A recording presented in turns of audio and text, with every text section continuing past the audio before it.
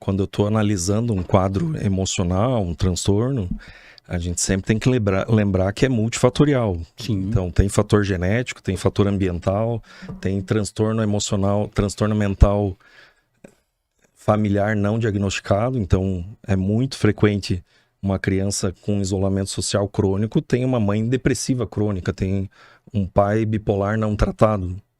Isso é muito fácil. O fator genético influencia. E ambiental. Tá. Porque se eu tenho... Para pensar, se tua filha é um pouco ansiosa e você é instável, e você é explosivo, né? Hoje você fala tranquilo com a tua filha, no outro dia você fala sobre o mesmo assunto, explodindo com ela, brigando com ela. O que ela vai entender disso? Eu não posso contar com esse cara. Então eu vou ficar na minha. Né? Então, e é algo que também é essencial de ser feito, né? E de ser avaliado numa tratativa com adolescentes, né? Sim. Infância e adolescência.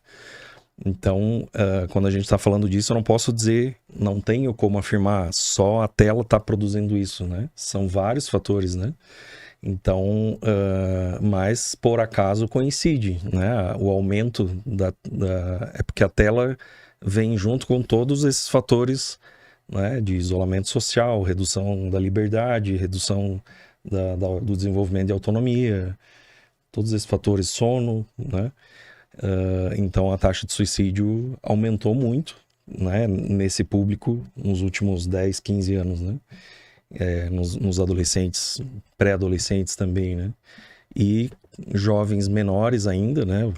Vou te dizer que são menos frequentes, mas a idade mais jovem que eu já atendi para internação foi 8 anos de idade, né? Então, o entendimento de morte de uma criança, né?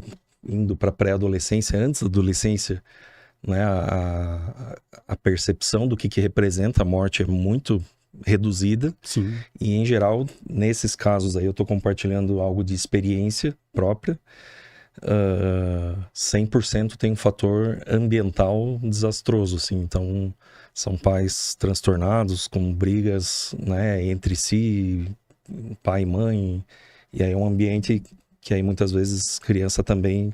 Esse é um fator biológico que é visto também como característico, que tendem a ter um perfil mais rígido, mais introvertido e muitas vezes mais reativo e sensível ao ambiente, né? Que eles acabam sentindo muito mais. E aí uma das características, um modo de expressar pensamento suicida, para ver como a percepção do conteúdo, né? Do que representa para a criança o suicídio. Eles falam muitas vezes que né, crianças menores que eles querem sumir, desaparecer.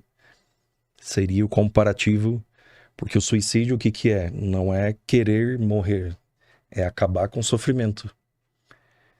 Né? Isso é uma coisa que às vezes as pessoas confundem e não compreendem, né? Porque é uma dificuldade que as pessoas têm de eu fazer a leitura, né? Eu, do meu jeito, eu te entender.